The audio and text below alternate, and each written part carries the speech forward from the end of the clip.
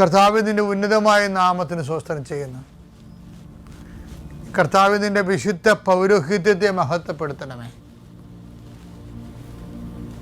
കർത്താവ് സഭയിലുള്ള സാന്നിധ്യം പ്രകടമാക്കണമേ.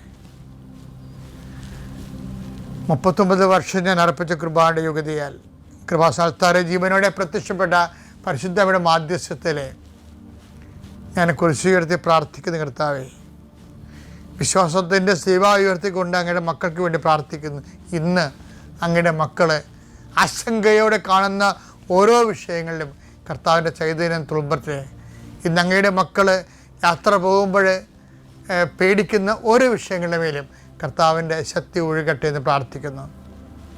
ആശുപത്രിയിൽ പോണവരുണ്ട്, ക്രയവിക്രയങ്ങൾക്ക് പോണവരുണ്ട്, വിവാഹ കാര്യങ്ങൾക്ക് സെറ്റ് ചെയ്യാൻ പോകുന്നവരുണ്ട്, അതുപോലെ തന്നെ ഓരോരോ ബിസിനസ്സിന് പോകുന്നവരുണ്ട്. കർത്താവ് അങ്ങനെ എല്ലാ പ്രവർത്തനങ്ങളും കർത്താവിനാൽ നയിക്കപ്പെടാൻ വേണ്ടി ആത്മാർത്ഥമായി പ്രാർത്ഥിക്കുന്ന കർത്താവേ, എൻ്റെ കർത്താവിന് ഉന്നതമായ നാമത്തിൽ സഭയുടെ അധികാരത്തിൽ വീണ്ടും നീ ഇന്ന് രാത്രി വിശ്രമിക്കാൻ തിരിച്ചു വരുന്നവരെ കർത്താവിൻ്റെ ചൈതന്യം നിന്നെ ആവസിക്കട്ടെ, നിന്നെ സംരക്ഷിക്കട്ടെ. അമ്മ പരിശുദ്ധമ്മ ദേവമാതാവ് തൻ്റെ നീലമേലങ്കിയാൽ നിന്നെ പൊതിഞ്ഞ് സൂക്ഷിക്കട്ടെ.